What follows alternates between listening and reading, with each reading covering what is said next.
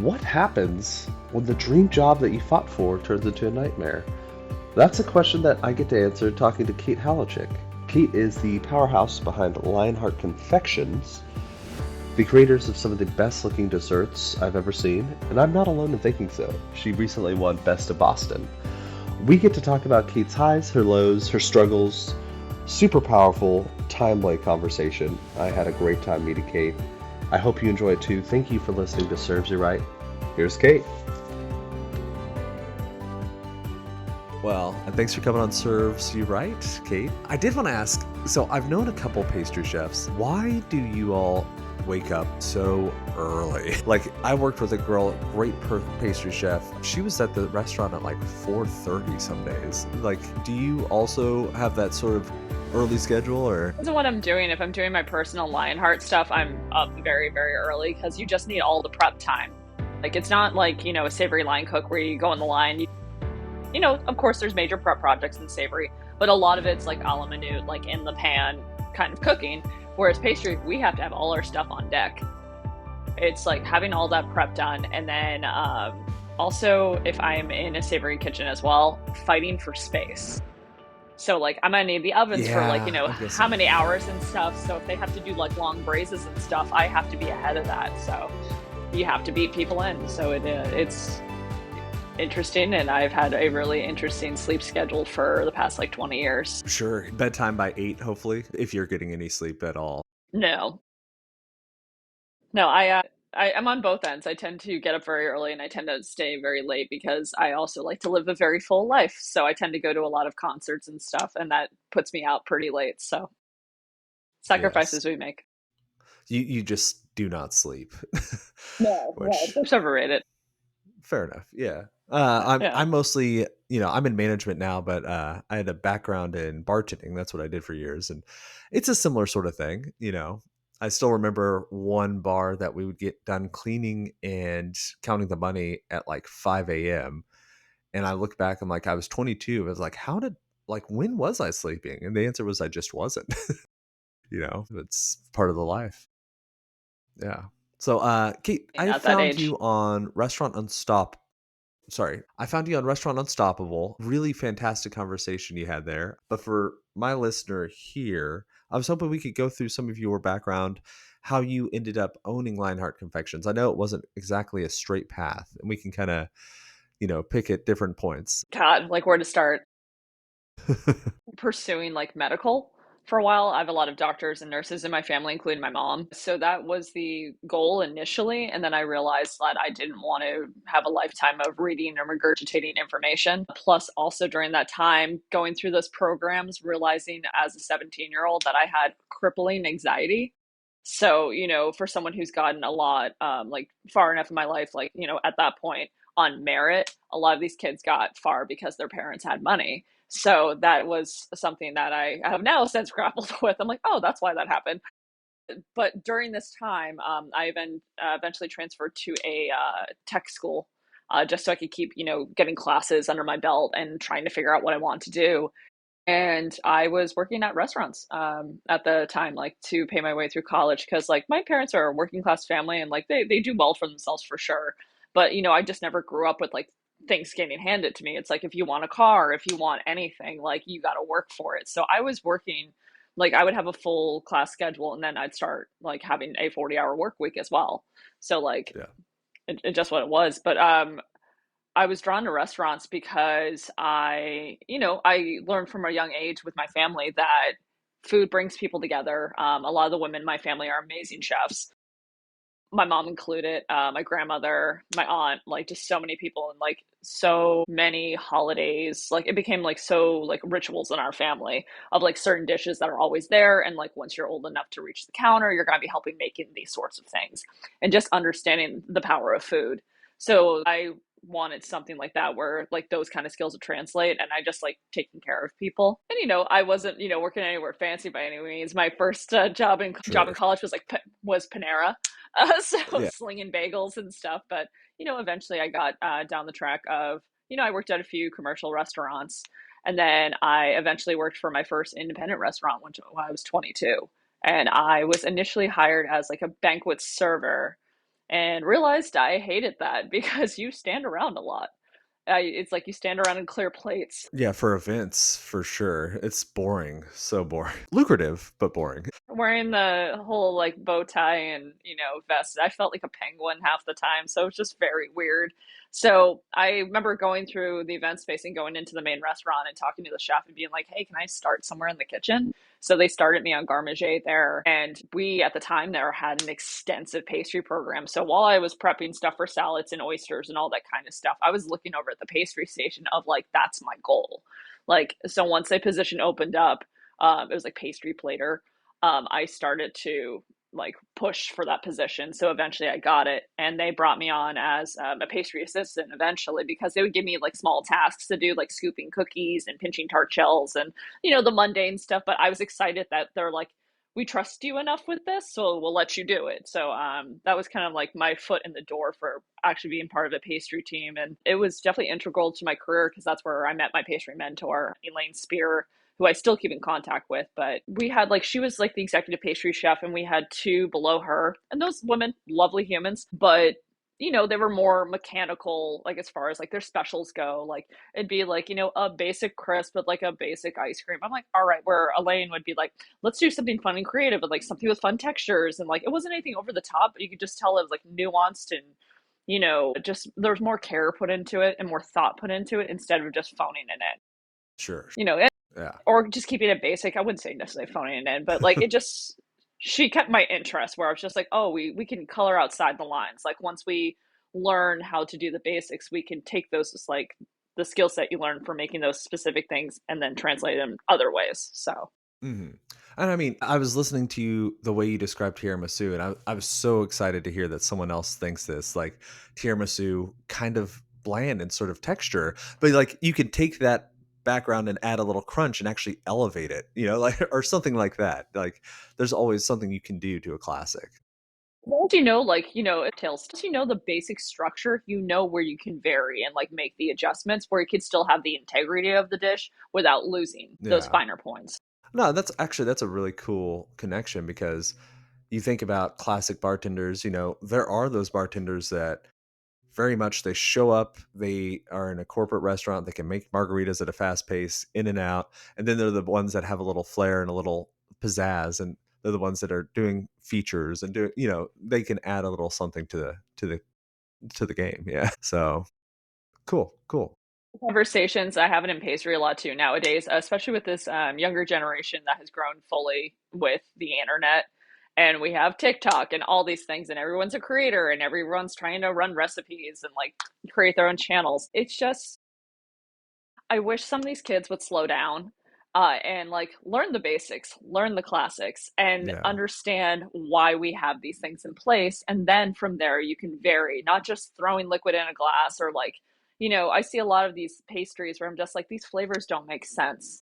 Like they like, what are you trying to do? Like there's sure. no ground for them. And like I always tell people when it comes to being a chef, you're essentially having a conversation with the guest, whether you're selling like a donut or like doing a full plated meal. If there's an ingredient you're really excited about that maybe not everybody knows about, you have to almost have a conversation with the other ingredients so people that are sitting in the dining room understand what your integrity is and like why you were Mhm. excited about this. And it's like, oh, I love this because it goes well with this and it brings out this. And people get excited about that when it get introduced to stuff instead of like having it thrown on a plate and having no like almost like purpose half the time.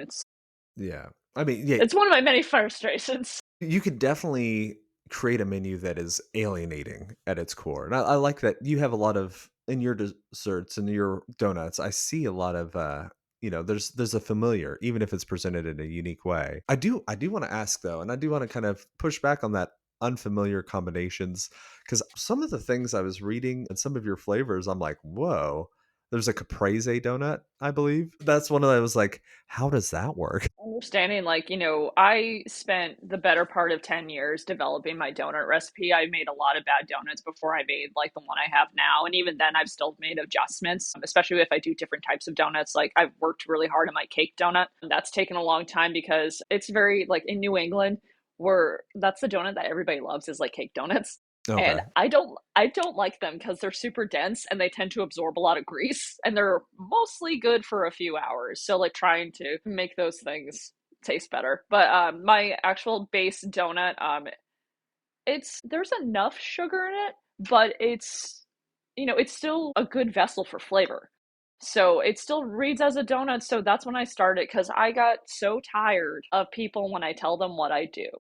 It's you get some people that are so quick to the jump. They're like, well, I don't like sweets. I'm like, that's not the conversation we were having. I just told you what I did for work. So it's just so funny that people want to, interject their opinion really quickly. But as soon as people do that to me, I start to carry savory donuts at a lot of my pop-ups because like, well, I don't like sweet. I'm like, well, we got this one. And they're like, wait, what? That's interesting. Okay. Yeah, that's cool. I'm used to the American style of a lot of pastries where it's just like sugar on sugar on sugar. We see these over the top milkshake places. God, like just anything that's viral at the moment. It's like how much sugar can we chalk into it? And people just want to look cool. They take a bite, they go, "Oh my God, that's so sweet," and then they don't finish it. If you're enjoying this so far, please take a moment, hit like, subscribe, leave a comment, or share with a friend that you know would get value from this as well.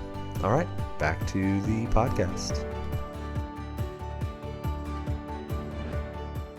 It's like the whole Dubai chocolate thing, which I saw you had a donut based on that. And if you've actually had one of those imitations, they're thick. They're like it's hard to eat the whole thing, you know?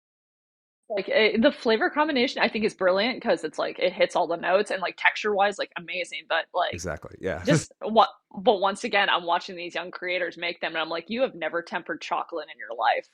So you're just like not tempering chocolate properly. You're pouring them into these chocolate molds, and people don't understand part of the tempering process is also the texture. Like you get that Mhm. good snap when you temper chocolate properly. So I see some of them when they try to do the break open videos, and you can tell they're straining. And I'm like, this is you're gonna break a tooth. Like I don't want to send anyone to the dentist. Like that's bad. Sure, sure. um, okay, so we kind of jumped ahead. I was really excited to ask you, what was it about pastries that called to you? Because it's a question that I've had to myself about bartending and spirits, cocktails, wine. And like there was just this moment where I did one bar back shift and I knew. I was like, this is what I'm going to be doing. And I was wondering, is there a similar moment in your history or did it kind of develop organically? Did you kind of create your passion or did you just suddenly find it like I did? Back to like that first like experience that I had with my pastry mentor and working in that restaurant, that's what really ignited the maybe I can do this as a career because I was also on the path. I did finish it out too. I went to art school. So, that's what I was in school for, once I switched majors. But I kind of saw the trajectory of a lot of the students and a lot of the time, and I've seen this at many art schools, it's like it's a cutthroat business. You have to like Mhm. you are your own, manager and you are your own like you're the one selling yourself. And I just like have such anxiety about that, basically being like, I make my art and like basically begging for people to buy it. Like I just didn't like the idea of that.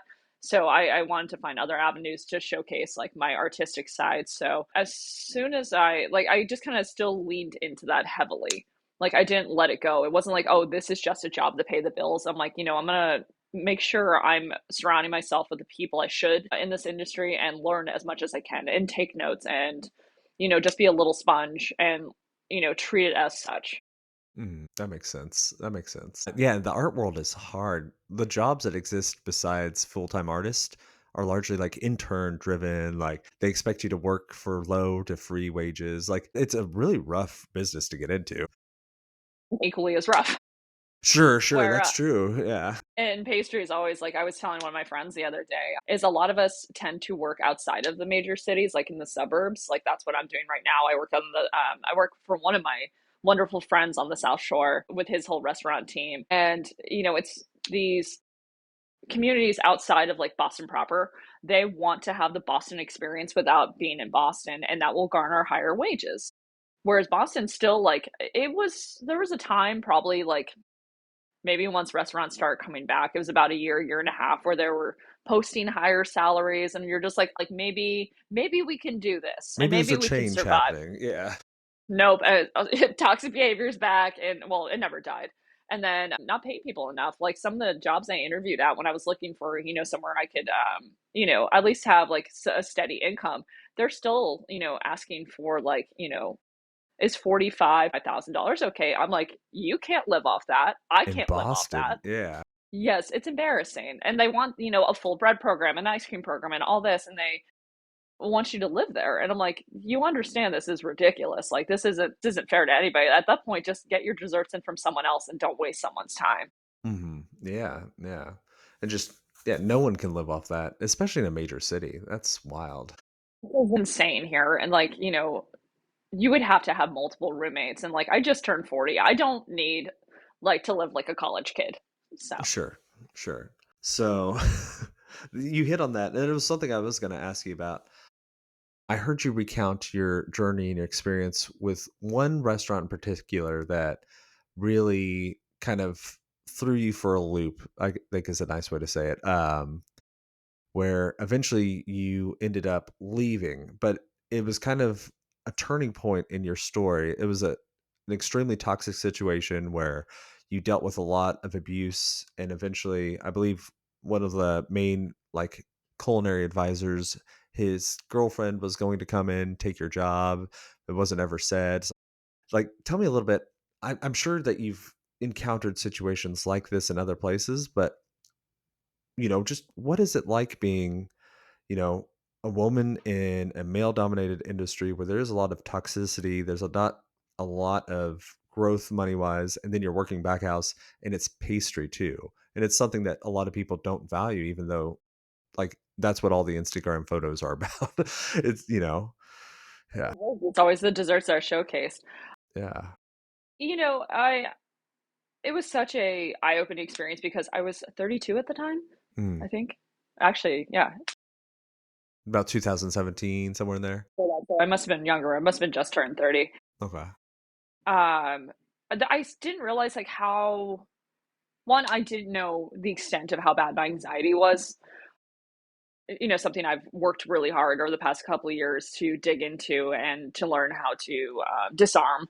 And I've had a lot of these revelations, if you will, for myself, so I can just keep growing as a human. But not realizing that I had the anxiety that I had, and also there was a level of like naivete that I am now well aware of, where these people would do these complete out of bound horrible things, and I'm sitting there going, did that just happen? Is but that's normal. Like I should, like, watching me being like, but that person did something bad. Why did they do something bad?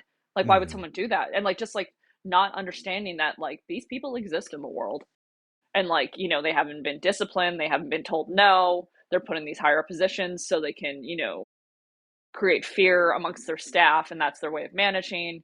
And it was just really horrible to see in real time, and it's still really hard to reflect on because these restaurants are still around and these people are still in the positions they are, and just hearing more and more people have stories from the same individual is heartbreaking. And it's like, was it going to take for someone to do something about it? Because there's cameras and stuff. It's like, but I think it's just that general, because like fear mongering, where it's like, he probably scared enough people that it's like, even if he got legal or something involved, that, he would somehow find a way to make your life hell, like one of those situations. And it's just heartbreaking. Yeah, that is rough. That is rough. I've always had the like luck, and I don't know if it's that I just truly have been lucky, been male, like that I haven't had to deal with extreme toxicity. I've seen all of it. I've worked long hours being in a restaurant. I've seen angry chefs, and I'm sure, but it's all been like on a scale of 1 to 10, maybe a 3 or 4, which is probably too much for any industry. But for the restaurant industry, we're used to like 8s and 9s. So we're like 3 and 4. You work weekends and holidays, you're doing fine. Like a cakewalk at that point. But just like seeing Yeah. this, and like, yeah, we were going through a major opening and stuff, but like this behavior was not excusable by any means. And like watching him translate that to his sous chefs, and there was a lot of bullying tactics.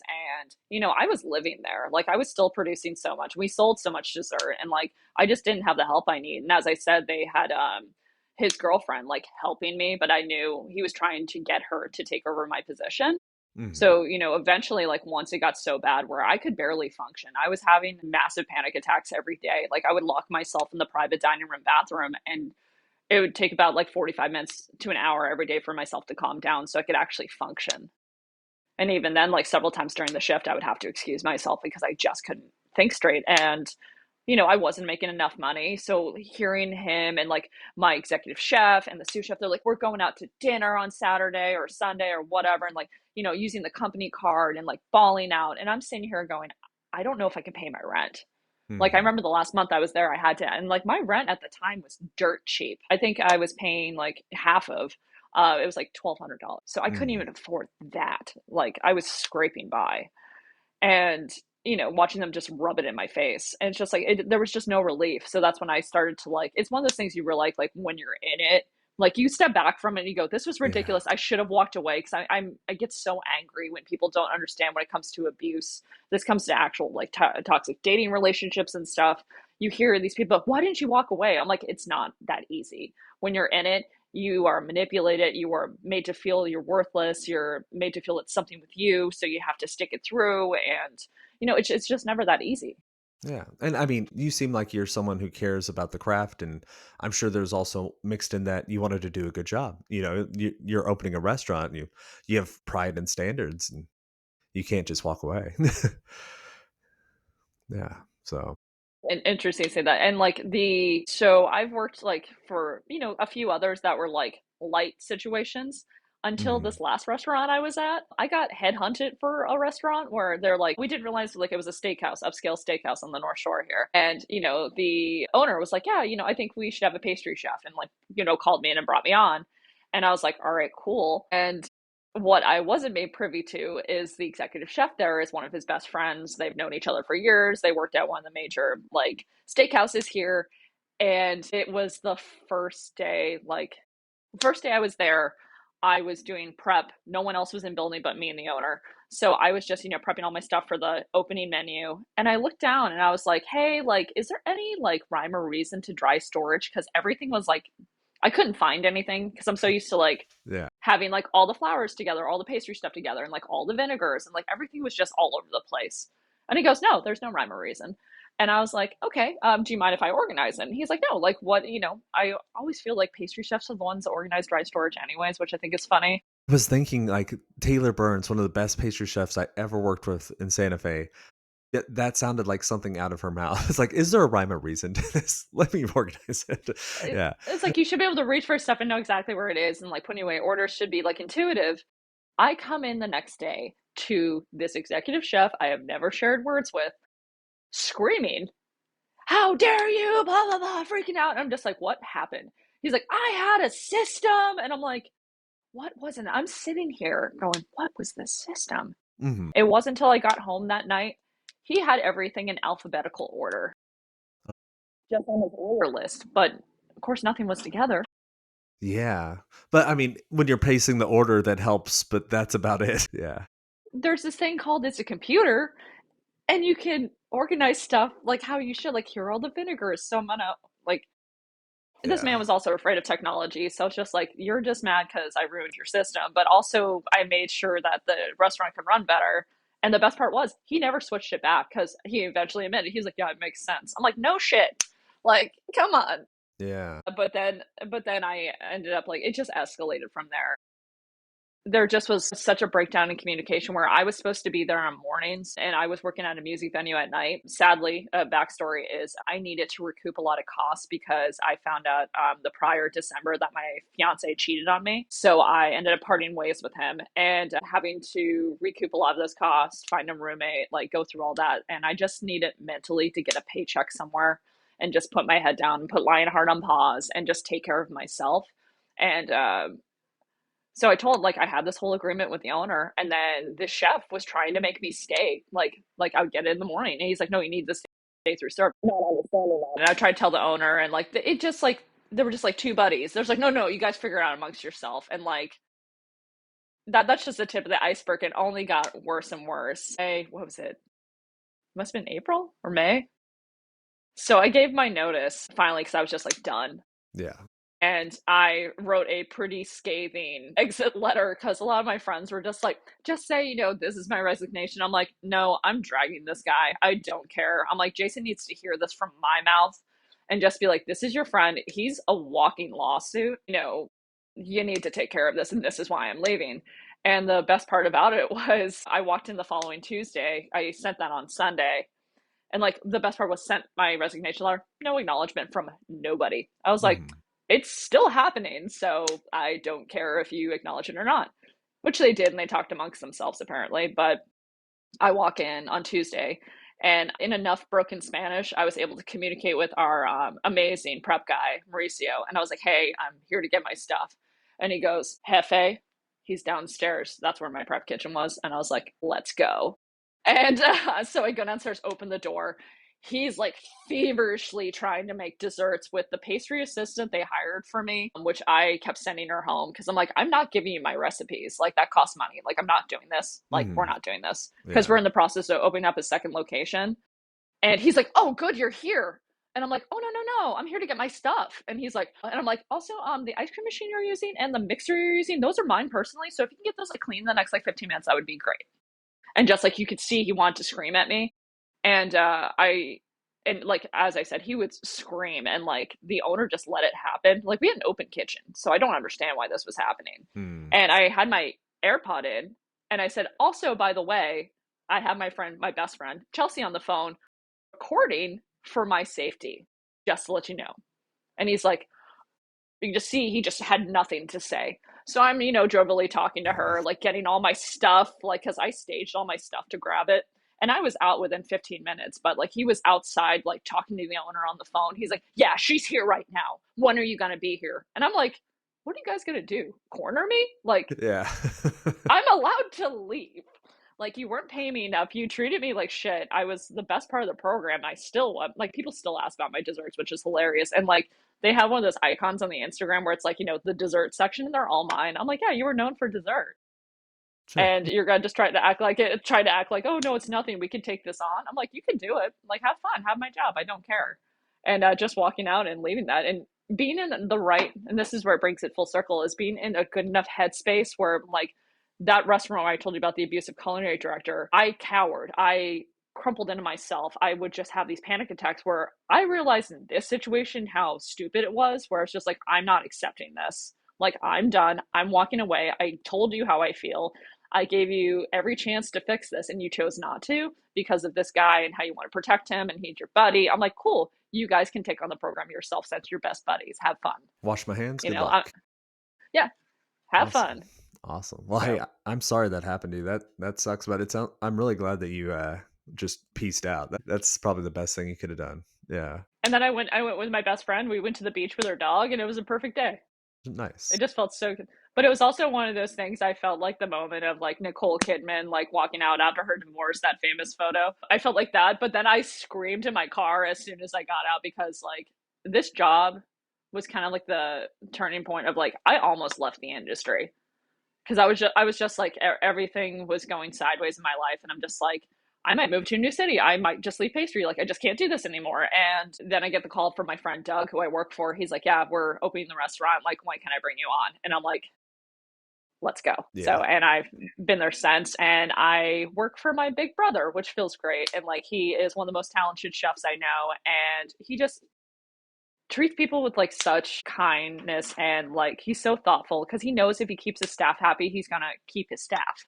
Sure. So Yeah. he empowers people with creativity, empowers people in leadership roles, wants people to have their own distinct voices, but he wants people to do things well and to his standard. He's firm about stuff for sure, but it's never like, you're a fucking idiot, this, that, and the other thing that you would hear from certain people. Like, he's very just like, do you understand why I'm angry about this? Like, we'll walk people through. That's my management style too. Yeah. So No, and I'm the same way. I'm the general manager, and you know, I have to have some tough conversations sometimes, but I'm never mad about it. It's just like, I mean, thinking of one I had recently. It's like, hey, like if you got things going on, that's fine, and I'll help you if I need to. But when you show up to work, you need to not your clothes like need to be clean. You can't have smells, like, or it's like, hey, we have a test and it's a standard. You get a 90%, and it's a floor chart test, and you got a 50 and I gave it to you a week ago. Like, you can't work here anymore. I'm sorry. It's like, yeah, a few servers, especially during like an opening, and them not understanding why we're just like, hey, maybe this is not a good fit for you. And they're like, what do you mean? I'm like, you screwed up every single table.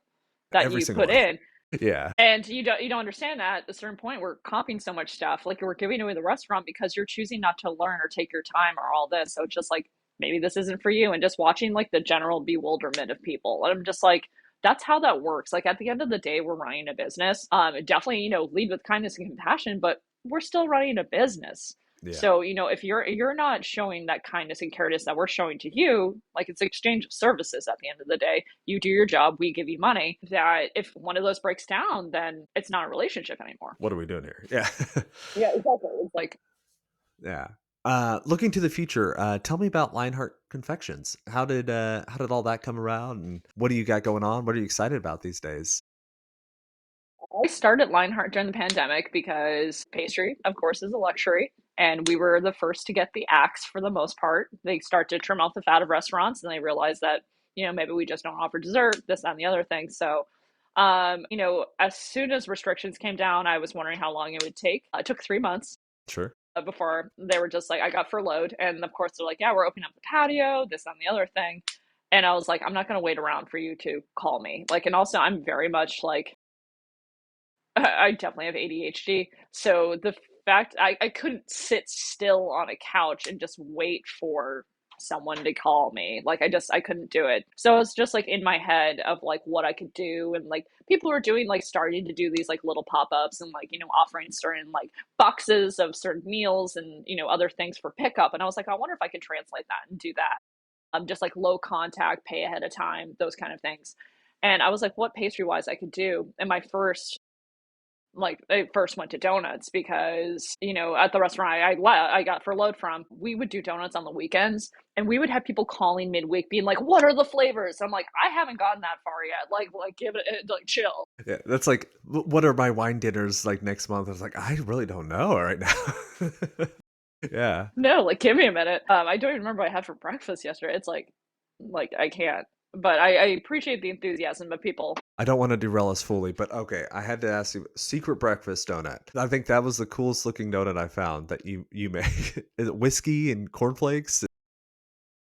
It's based off a Humphrey Slocum ice cream flavor. I've always tagged him in it, like when Okay. I've done it, and I'm like, you guys have been a true inspiration. And they do that in ice cream form, but I was like, Mm, this has to be a donut because like it hits all the notes. yeah. Like you have the crunchiness from the corn flakes and the maltiness from them, and then like salt, and then like sugariness for caramel, and it's just like, and the whiskey is just a nice little surprise. I read So that and I was like, I want that right now. to me, saying like the sugar on sugar, I tend to lean like I like salty sweet. That's like my world. I always like. I'm a big flake sea salt girl. Always a little bit on top of most things. Sure. It just makes things more palatable. As most people, well, I can't say most people. I've had to talk to a lot of young line cooks about seasoning their food. So, Yes. Well, like, did you taste this? I do like how much it seems like you pay attention to texture, because really texture is something that I overvalue, I think, and I don't think a lot of people do care as much as I do. But that crunch, like you need that crunch with a lot of things. And I always like people ask if I'm like allergic to anything or things I don't like, and I'll say I'm not allergic to anything, but I do think certain things are like texture violations, as I call them, where you're just like, oh no, like I know it's unpopular, but I'm not a boba tea girl.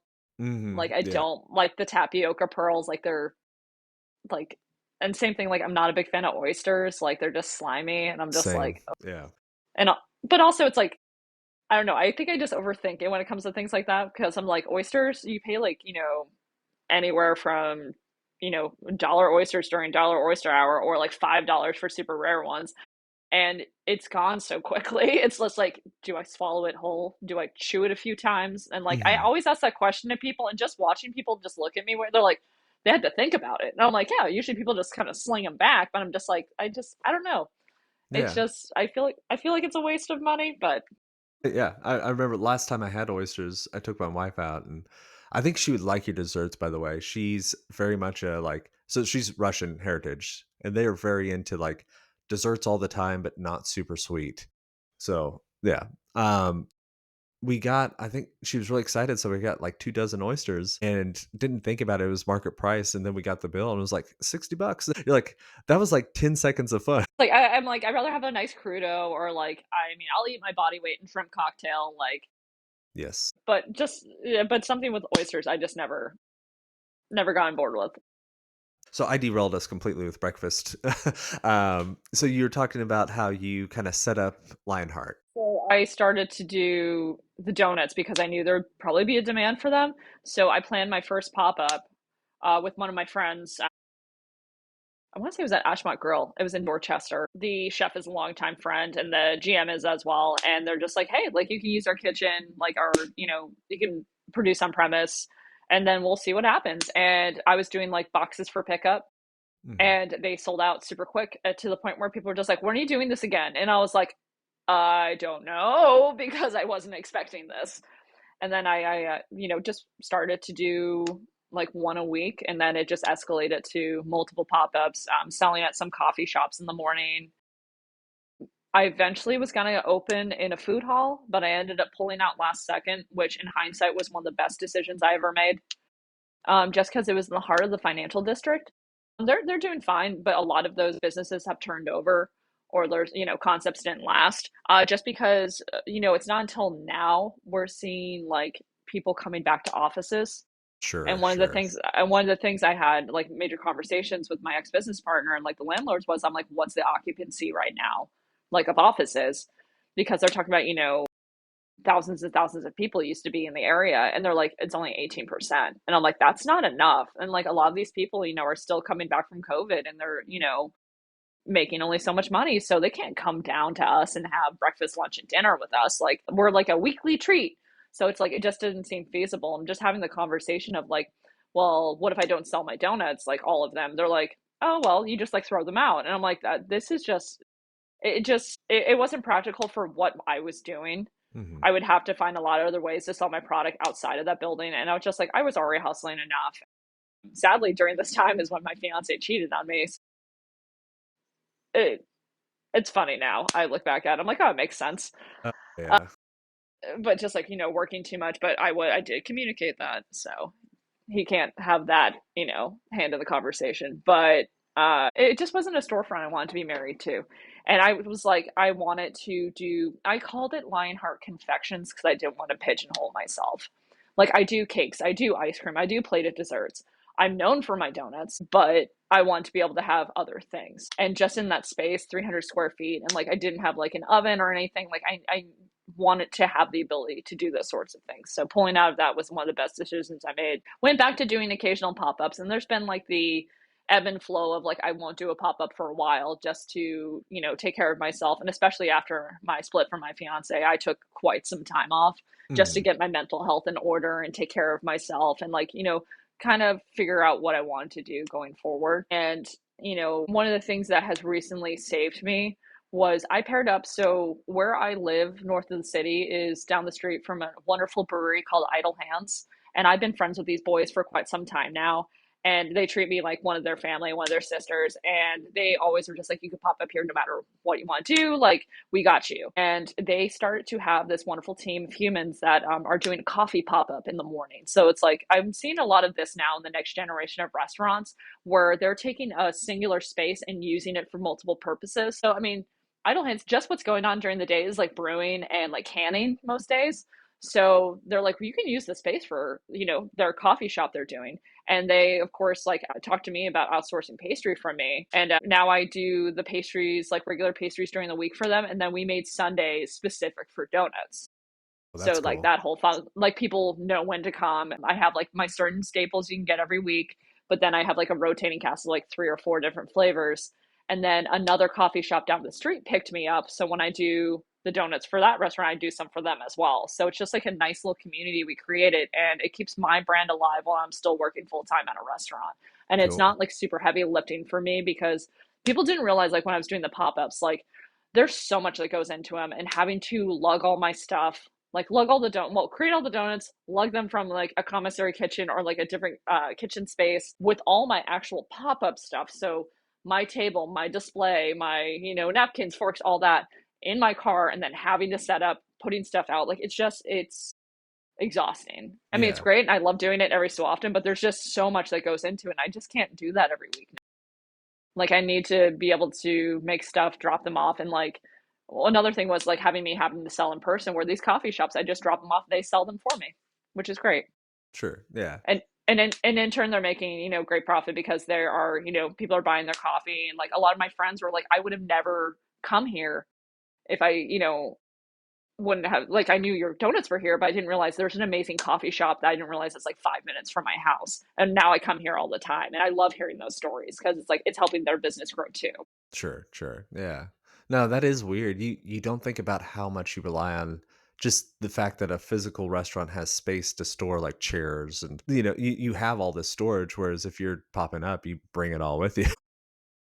Times I've had to apologize, like on my Instagram and stuff, about being late is like getting stuck in Boston traffic is a crapshoot. Mm, It's like yeah. some days there's no traffic, other days it's a nightmare. It's car accidents on 93 all the time, and just people being stupid, for lack of better words. And it's like you can plan for it, but most of the time you can't. For So sure. it's like, and this is also why, like, for my cakes and stuff, for the most part I've suspended deliveries too, because like people just don't understand, like, time's valuable, and I'm not going to spend my day sitting in 2 hours worth of traffic. Like for certain friends I will, and I will say the thing that has saved my life is Uber Courier, where you can send packages and stuff, and if I wrap Yeah, stuff enough and I'm just like, all right, let's do this, and it goes one way, and I'm like, I'll pay the money if I don't have to sit in traffic sure. and waste my time. So Do they charge you for the traffic? no. No? Okay, cool. Yeah, I just wasn't sure. Like you send a cake and it's like $300 all of a sudden. Oh no, no, they just, for the most part I want to say it's like for the distance and like the time, like however they run their rates. But like I, even like pretty far away, like I think the most I paid was like $23, and I'm like, that's worth it.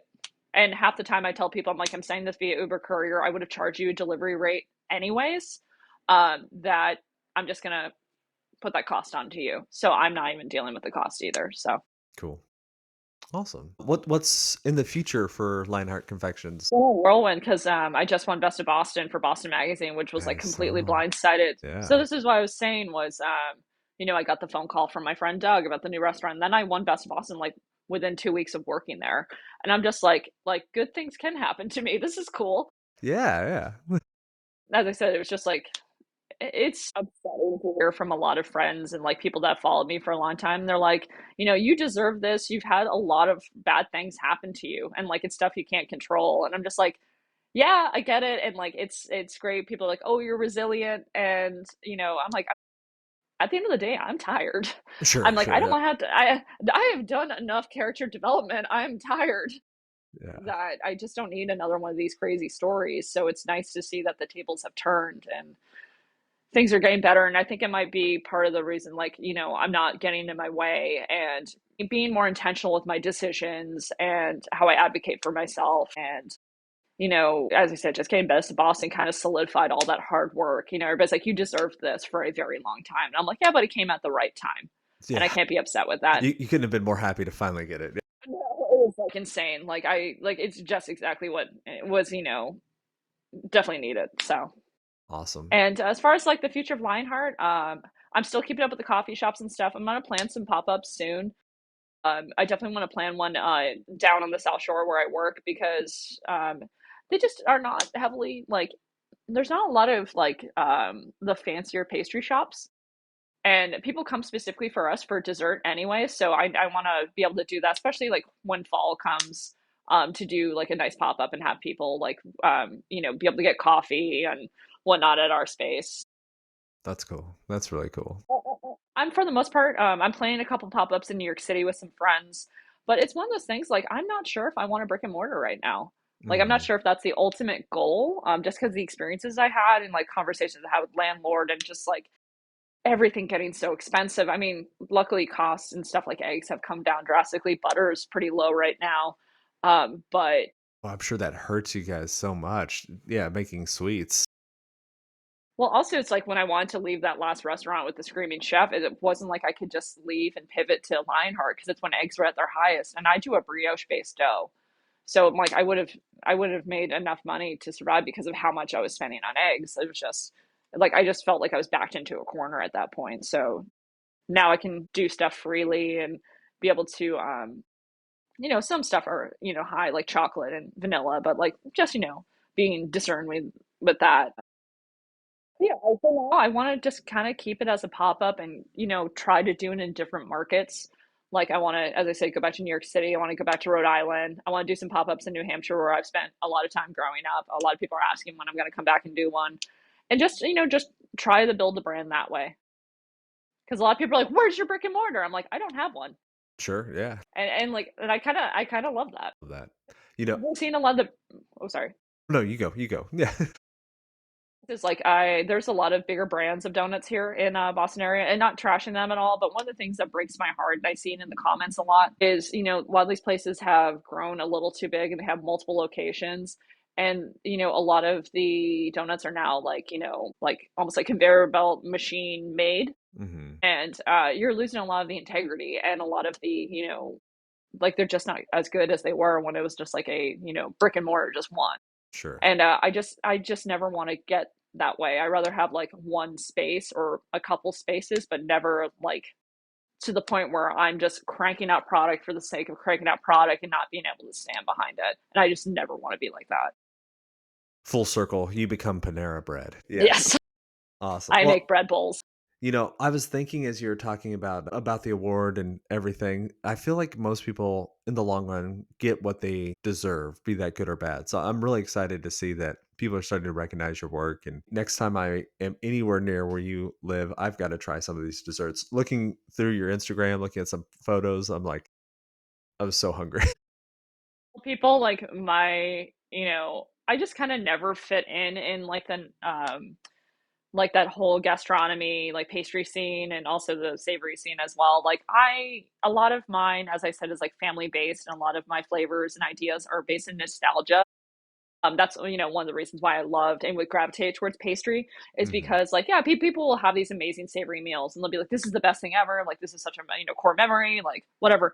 But I love watching grown people turn into children when you put certain desserts and flavors in front of them, and like you unlocked a memory, or like this reminds me of something my grandmother made, or this is a very familiar flavor from my childhood, and just watching the utter joy that you can bring to people in just something so simple. Yeah. Give me cookies and milk and I'm 5 years old immediately. Right.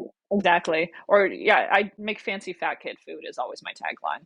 Awesome. I also saw that you describe yourself as owner slash doho I have it on my business card too, and one of my friends is like, you're gonna have to be professional one day. I'm like, one, I sometime. am, and two, if you've ever met me, like I always try to be candid and be a real person. Like I've never been someone who can like fake interactions with people and just be like, this is how I've done pastry. I'm like, I'm, a very out of pocket kind of person, so I'd rather keep things light and fun.